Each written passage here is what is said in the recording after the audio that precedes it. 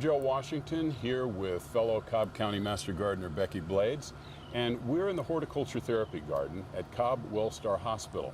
We're here to talk about adapting your gardening environment to your needs and abilities. So Becky, let's talk about the first steps in this, and I want to explain to folks the difference. We hear a lot of terms about adaptive gardening and horticulture therapy. Is there a difference? There's a slight difference, but I just first would like to say that gardening is good for everybody, every age, every stage, children, troubled teens, the elderly, just everyone can benefit from gardening, and we all derive therapy from it. And adaptive gardening is just taking that garden that you've used and making it fit your physical challenges. Right.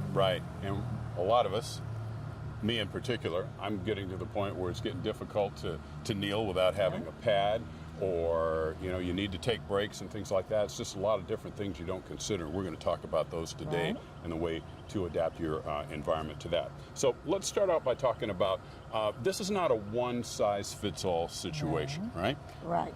So you have to adapt your garden to your needs and abilities. That's true. Okay. Let's start with something like a raised bed.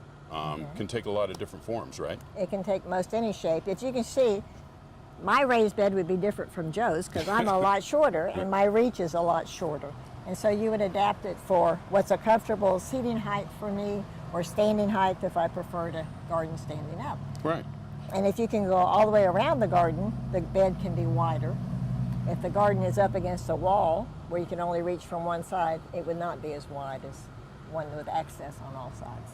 And as you can see, the raised beds here in the Horticulture Therapy Garden at Wellstar Cobb Hospital, they're made of pressure-treated timbers. They can be made of stone or really any kind of material. Anything. Yeah. Containers, container Wonderful. gardening. Yeah, containers are a wonderful way to garden. Right. Then you can have containers that are raised with legs on them, and those work very well for people who are in wheelchairs. Yes. Right? Talk about vertical structures. Why is that important? Well, when you can't get down to the ground anymore, it's nice to have the garden raised up to your level, and it's just easier access. So if you can adapt the garden to the gardener, then you don't need as many adaptive tools. Many people can still garden even in a wheelchair with a long-handled tool. Right. And then if they're growing, what they're growing is on a trellis, they can reach the produce when it's time to harvest. So that works too. There's lots of ways to get the garden up to where you are. And we'll talk about plants a little bit later in the show, but when we're talking about trellising, you're talking about a lot of different vegetables. You're talking about vertical gardening with tomatoes, beans, squash, different things like that. Seating areas are very important. Yes, they are. And if you're going to plan on having a place to sit, you'll want to have it in the shade, right? Shade's good. Shade's good. You're going to want to take those breaks. Be sure you stay hydrated. Maybe have a snack. It's not cheating. It's okay to have a snack in the garden, right? That's right. Right. And a surface, a nice, easy surface to get around on. I always tell people that at this point, if you have a home, it's a good time to start thinking about cutting back on your turf areas, your grass areas. Grass is not necessarily a good surface for an adaptive garden because it can become uneven and result in a tripping hazard. It's also not very good if you're in a wheelchair. Absolutely not. You know? Yeah, wheelchairs need a nice firm surface to get there. Yeah. But so do walkers, canes. You need no tripping hazards. Right. Hardly any steps or no steps. Yeah. Now, concrete would be fantastic. Not everybody can afford concrete in a garden. Here, they're using pavers. That can also run into some additional expense. Ka-ching. Yeah, that's not ka-ching, okay? Here's what I like. I suggest to people, this is granite sand, okay? And Put it on the granite sand has an aggregate in it. It has small pieces of granite, or you can use slate dust, okay? And they're kind of similar, okay? But it can be acquired at a landscape supply store, and I'm going to put it right down here on this piece of paper, okay? Can be acquired at a landscape supply store, and it compacts well, and it also drains well, which is really important because in a heavy rain, it's not going to wash away. A lot of us make the mistake if we're laying pavers, we put down just regular play box sand, and it tends to wash away underneath, and you notice after a while that the stones or pavers start rocking. That's because you don't have any support underneath them. This is what you would use underneath. Very well compacted. Again, it drains well, and once it's hardened, it provides a great surface for wheelchairs, for walking, and it's very economical. It is. It is. All right. Okay. We've got a lot more to talk about, and we're going to do that right after this break. Traditional light bulbs actually generate 9 times more heat than light. Switch to energy-saving bulbs. Saving energy saves you money. An important thing to remember about gardening, no matter what level you're at, is to have the appropriate environment for your plants. So, of course, if you have plants that require a lot of sun, you want a sunny environment, and vice versa for the plants that need a lot of shade. And, of course, you're going to have to do a certain amount of adapting to that. So, Becky, let's talk about plants. What kinds of things are good for an adaptive garden? I think it's important to grow what you like. And if you're a vegetable garden, grow the vegetables you like. And all vegetables need full sun. If you want fruits, again, they need a lot of sun. But shade gardens are more fun in the summer when it's hot. Right. And so you need to adapt the garden to your needs. You need to assess your abilities. I think we often, we want to do everything, especially in the spring. And we have to have a more realistic picture of what we can actually get done, because it's a whole lot easier to tend a small garden than one that's so large. And you need to have it close enough to the house that you can access it without being worn out. If it's too far out and you're exhausted when you get there, you're not going to have as much fun gardening. Right. And so close to the house, close to your water, just to have it all together so you can garden. And these are good things to remember no matter what level of gardening you're at. Yes.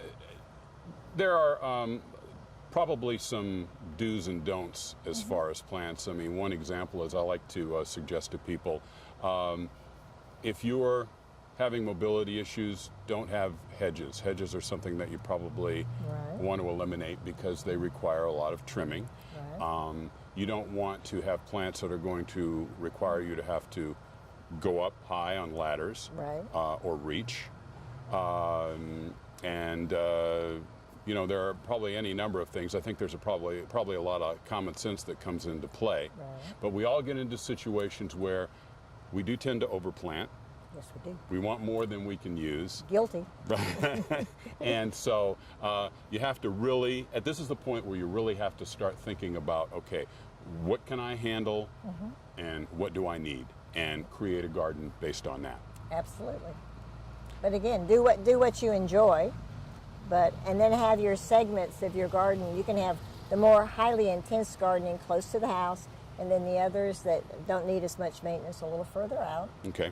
And just make sure you can access everything you've got. All right. Well, let's give people some suggestions on different things that are really good and easy to grow in an adaptive garden. Okay. Here at Wellstar Cobb Hospital, we grow a lot of herbs because we get into a lot of conversations with the patients about cooking, healthy, good nutrition. We enjoy smelling them, and fragrance is one of those senses that even if you have Alzheimer's, fragrance will bring back memories. And so it's a wonderful way to open up patients to talk about good memories, childhood memories, and then good healthy nutrition. We grow a lot of vegetables, and they're in raised beds, and I try and grow ones that don't really need to be cooked, although we have to grow potatoes because they're so much fun to dig. And we always have flowers. We like to pick the flowers to take back into the unit. Right. So, And of course, tomatoes. got to have tomatoes. They all talk about tomato sandwiches, the best way to make a tomato sandwich. So, Yeah. And I notice on your vertical gardens you have beans. right. We have very simple trellising on the side, and we'll do sugar snap peas in the spring, and then we'll do regular pole beans in the fall, in the summer, fall. Right. And that's why you're seeing very few beans in the vertical garden, because everything has been Yes. pretty much picked. Right. Yeah. Right. Okay, well that's terrific. Now you say smell is important for sensory needs. What other things should we maybe consider or suggest? Well, we do all of our senses. Besides tasting our wonderful produce, we want to have a visually pleasing garden with lots of color. And especially if you happen to be visually impaired, color's good. Contrast on your walkways, and your pot should be sturdy. All your containers. We like to have. We listen to the sound in the garden too. You can do bird feeders to attract birds that sing. You can put in ornamental grasses because the wind in the grasses or the bamboos is wonderful. Fountains with the running water will cancel out a lot of background noise. The simpler the better. Simpler the better. Wind chimes. So we can do all of our senses. We grow a lot of different herbs and plants. This is just lamb's ear, and everybody loves it because of the texture. Right. It is so soft, and it's everybody's favorite plant because Right. it feels so good. Feels like a lamb's ear, right? And when we're here, we talk a lot about the history of plants, how they were used, and these were actually used for bandages back before there was Band-Aid brands. And they would use them to cover a boo-boo and then wrap the strips of cloth around them because they're very absorbent. So it's just fun to talk about history and plants. And I noticed how while they you were use. talking about that, we had a few butterflies fluttering around. So plants that attract good insects. Right. We have a butterfly garden here at Wellstar Cobb, and I allow a lot of the host plants in the raised beds. If you're an herb gardener, you may not like butterflies because a lot of their caterpillars eat the herbs. But Right. we plant them for the butterfly caterpillars, so it's okay. Right. And we enjoy the butterflies, and we introduce the caterpillars. And talking about metamorphosis leads into how insects change and how people change and how life situations change, and so it's a good segue into adaptive gardening. Fantastic. Now, I mentioned earlier hedges, and hedges are not a good idea in an adaptive garden. So you're Right. probably asking, well, what do I use instead of a hedge? And that is, something on a trellis, again, that doesn't require a trimming or a lot of trimming. Something that's become popular is espalier. Espalier is a technique that was used on fruit trees, and it takes time. It's kind of like bonsai, but you basically put a tree up against a trellis and train the branches to grow flat on the trellis, and that provides a really nice screen for a patio area. And that's just one possible technique. That or containers with possibly tall growing evergreens that are very easy to maintain. Things like that can provide a very nice screen. Right. And always the right plant in the right spot. So just look at the tag and see if how high it's going to grow, and put it in a situation where it has room width-wise and height-wise to grow, so you don't have to prune it. Right, and remember, when it says dwarf, it isn't always dwarf. Well, It might be bigger yes. than you want it to be. Instead of 60 feet, it might only be 15, but that 15 does not seem dwarf to someone my size. So. That's right. Well, we've got more really cool things to talk about, and it's a favorite part of this of mine, and that's talking about the hardware, the tools, and we're going to get to that right when we get back. A single ember that escapes from a wildfire can travel more than a mile. Get Fire Adapted now. Learn simple steps at fireadapted.org. Well, as you can probably imagine, being a guy, my favorite part of adaptive gardening is the tools. There's so much you can do, and it's a great opportunity to be creative. And of course, as you know, being a master gardener, Becky, master gardeners are great at being creative with things and Sure. improvising, right? One of the things that that works very well in adaptive gardening, and again, it depends on your ability, is kitchen tools, kitchen utensils, right? I use them all the time. Right. So a tablespoon can be a shovel. Fork can be, a nice little thing if you bend the handle, to try to dig up the soil to pull up weeds. I use teaspoons to get plants out of the cell packs, and I use a long-handled stirring spoon for mixing moisture into the potting soil. Right. One of the reasons kitchen tools are great is because they're lightweight, and there's a number of different tools that are lightweight you can find on the market. Children's gardening tools are really nice. They're plastic, maybe not as durable. And if you want to take it up a notch, this is a plastic cultivator. It's something that looks like it's extremely durable and would work well for light duty work, along with this small shovel here. When you have a raised bed, the soil doesn't get as hard and compacted, so those work well. Right. So, these are perfect for that particular growing environment.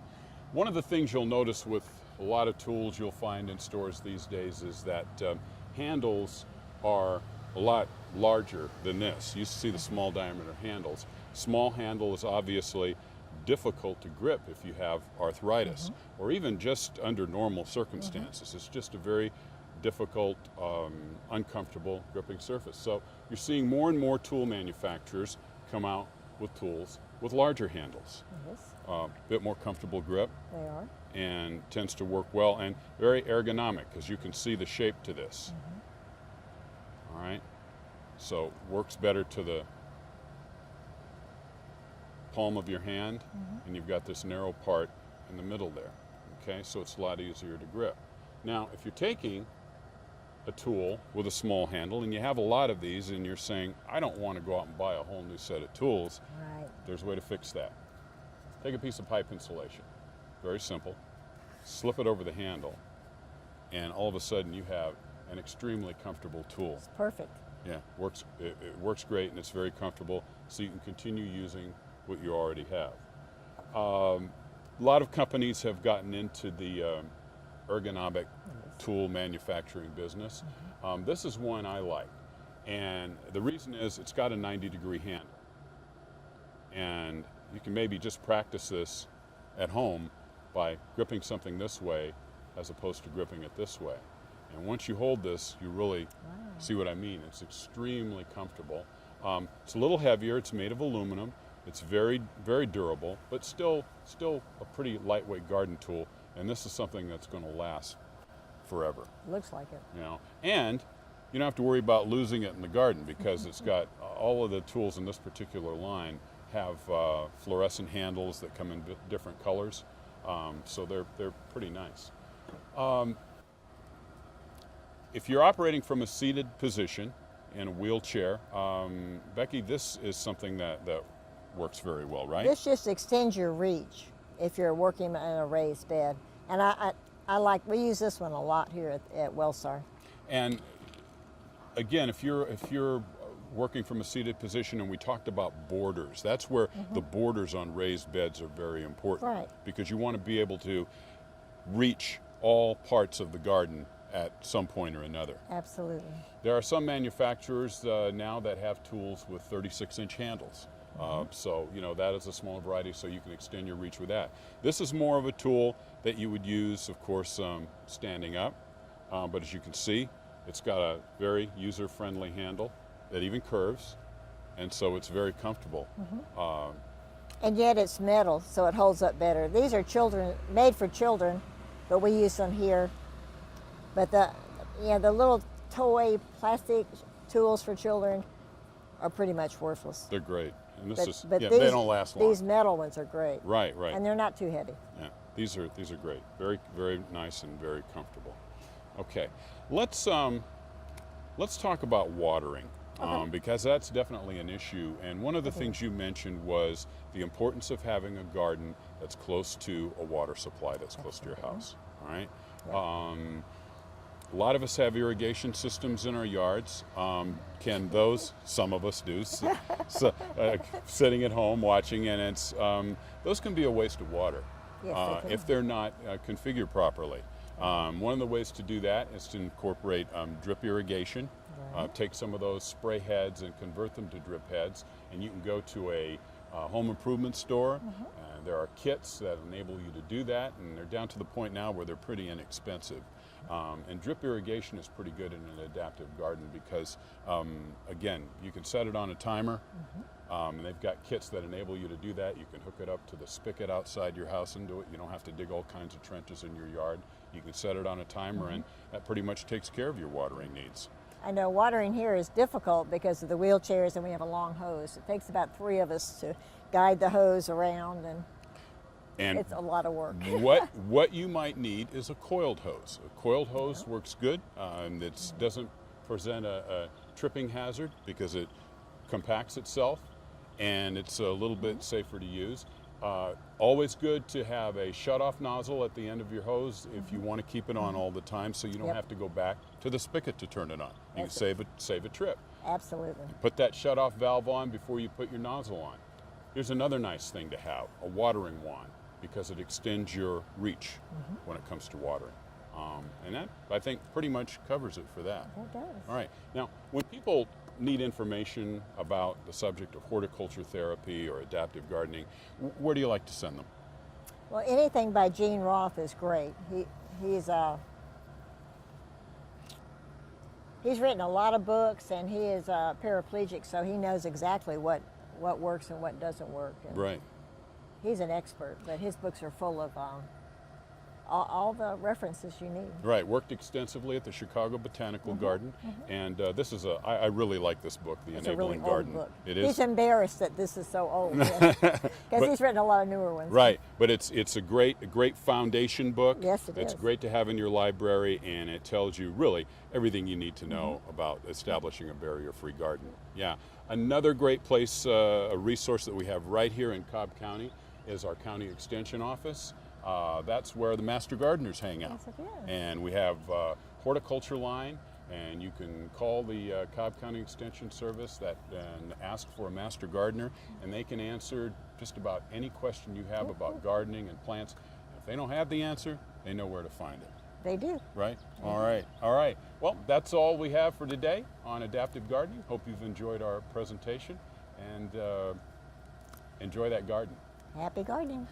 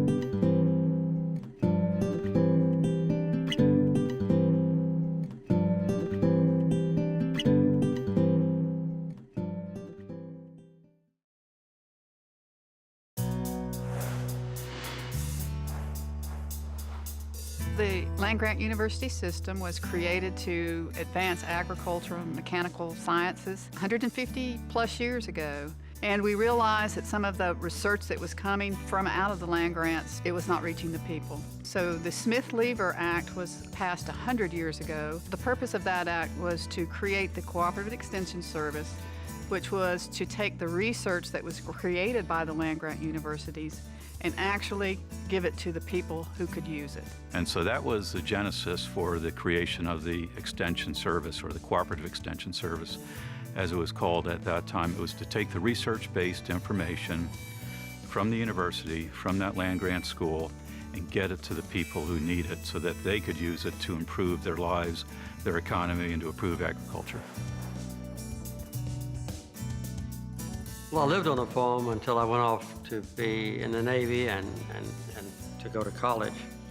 And my father was a very fine and aggressive farmer. And of course, the source of our advice when Daddy wanted to do something better or learn about a new species of peanut or cotton or corn was to go to the Extension Service. And they gave him whatever advice he needed. And it was just like a constant source of inspiration and advice and counsel, and sometimes correction when he was doing something wrong. And as I grew older and when I came back from the Navy and spent the next 17 years as a full-time farmer, I saw firsthand the great value of what the Extension Service offered to everyone in our county, not just farmers, but everybody in the merchants and others who did business with farmers and depended on agricultural income. My earliest experience with the Cooperative Extension Service came as a result of joining the 4-H Club when I was probably in a middle school age group. They encouraged us to participate in competitions, and we had to learn our various project areas and make presentations in the local and the district competitions. And also, I began to show livestock as a part of my 4-H project and continued to do that for a number of years. So the Cooperative Extension Service and its supervision of 4-H was an important part of my younger years. I serve Fulton County. It's a large county. We don't have that many farmers, but we have a lot of people. And we have a lot of families that just simply need help. So Extension brings that human touch to our community. We answer the questions directly. We give it to you in a manner that you can understand and you can use, and you can apply it immediately. So Extension is kind of like that friend next door. You may not talk to them every day, but you're really glad that they're there. One of the advantages that we have is that we're always on the cutting edge of the newest information and the newest research that's coming out of the University of Georgia. And we are a direct source that our clients can come to find that information. We're a filter for that information, and we are able to explain it in a way that people can use it for practical everyday application, whether it's on the farm, in their families, or in their communities. An increasingly important element of Georgia's and America's total production of food will have to be designed toward meeting the needs of our own country and other nations more than it has been in the past.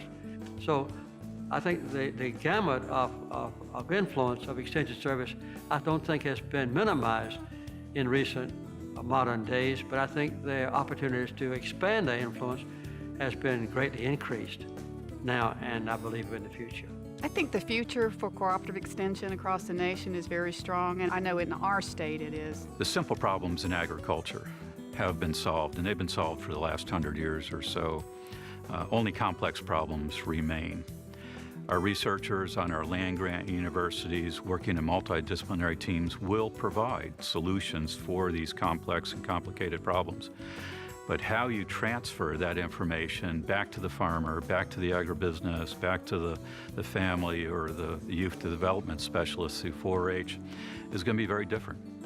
That's where cooperative extension has always been good. That's what their strength is, and that's where we see them being so important in the future. We're continuing to see evolution in the production of agricultural products, and I expect that to continue.